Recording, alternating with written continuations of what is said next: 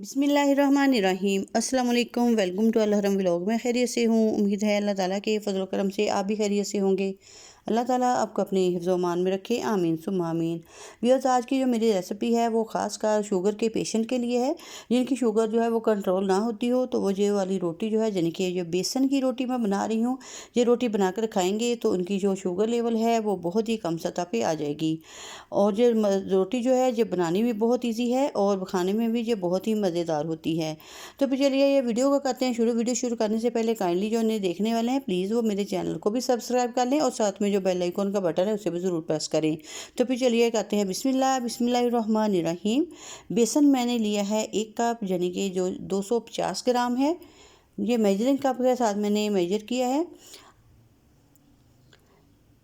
सबसे पहले तो बेसन को हमने अच्छे से छान लेना है।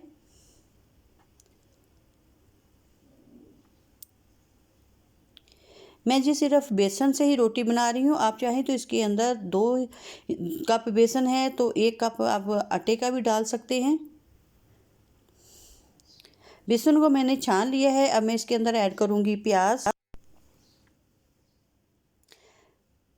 एक छोटा प्याज है जिसको मैंने बारीक सा चॉप कटिंग किया है, ये इसके अंदर ऐड कर दिया है। अब जाएगी इसके अंदर सब्ज़ मिर्च। ये 2 अदद सब्ज़ मिर्चें हैं बारीक बारीक चॉप की हुई। नमक 1 टीस्पून, ज़ीरा हाफ़ टी स्पून, अजवाइन हाफ़ टी स्पून, सुरख मिर्च पाउडर 1 टीस्पून, कसूरी मेथी 1 टीस्पून। अब इसके अंदर जाएगा 1 अदद अंडा। अंडे को हम अच्छे से फेंट लेंगे, फिर इसके अंदर जो है वो ऐड करेंगे।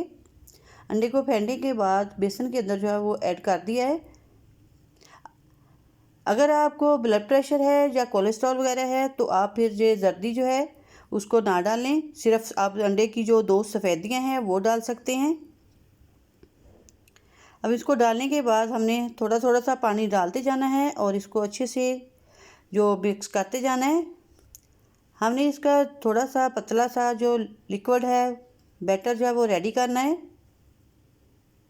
ये देखिए इसी तरह का जो बैटर है हमें चाहिए, ना बहुत ज़्यादा पतला हो ना ही ज़्यादा थिक ही हो।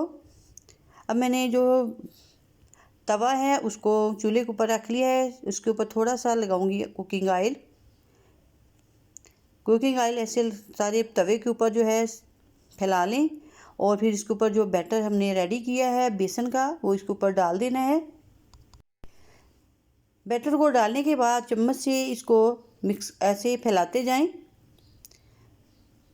जैसे हमने रोटी बनानी होती है जिस साइज़ की उस साइज़ की हम ये इसको फैला लेंगे।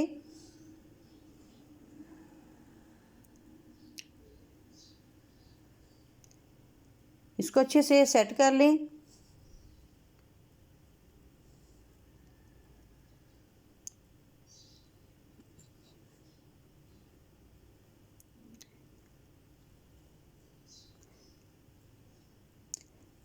हमने ना तो बहुत ज़्यादा रोटी मोटी बनानी है और ना ही ज़्यादा पतली। अगर हमने बहुत ज़्यादा पतली बनाई तो रोटी जो है वो टूटेगी, और जो अगर बहुत ज़्यादा मोटी बनाई तो अंदर से जो है वो रोटी कच्ची रहेगी। और हमने बिल्कुल लो फ्लेम के ऊपर रोटी को जो है पकाना है। जब एक साइड से पक जाए तो फिर हमने इसकी साइड जो है वो चेंज कर देनी है। हमने तकरीबन 2 मिनट इसको एक साइड से पकने दिया है तो फिर ये इजीली जो टर्न हो गई है।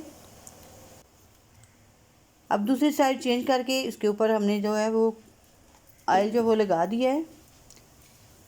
अगर आपको ऑयल जो है वो पसंद नहीं है तो आप थोड़ा सा ऑयल लगा के बाद में मक्खन लगा के भी इस्तेमाल कर सकते हैं। बहुत ही मज़ेदार, बहुत ही टेस्टी जो रोटी है ये बनती है।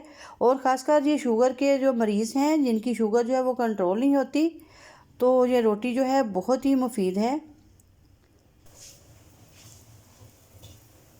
माशाल्लाह से देखें कितनी टेस्टी रोटी जो है बन चुकी है।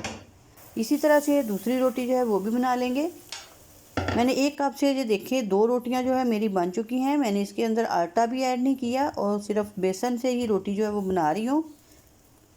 आप चाहें तो अगर बेसन की गेली जो है वो रोटी पसंद ना हो तो आप इसके अंदर जो है गंदम का आटा भी एक थोड़ा सा डाल सकते हैं। यानी कि 2 हिस्से हमने बेसन के डालने हैं और 1 हिस्सा हम डालेंगे गंदम का आटा। इसी तरह से हमने जो देखें दूसरी रोटी जो है वो भी बना ली है। माशाल्लाह से देखें लुक कितनी अच्छी सी नज़र आ रही है। बहुत ही टेस्टी, बहुत ही क्रिस्पी सी रोटी जो बेसन की है वो रेडी हो गई है माशाल्लाह से। ये देखिए मैंने दोनों रोटियां जो हैं वो बना ली हैं। बहुत ही मज़ेदार, बहुत ही टेस्टी जो रोटियां हैं जो बन चुकी हैं।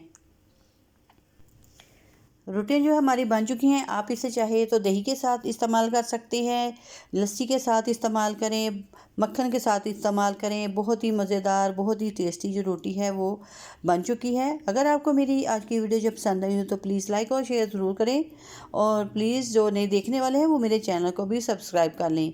और इसके साथ ही मुझे दीजिएगा इजाज़त, अपनी दुआ में याद रखिएगा। अल्लाह हाफिज़।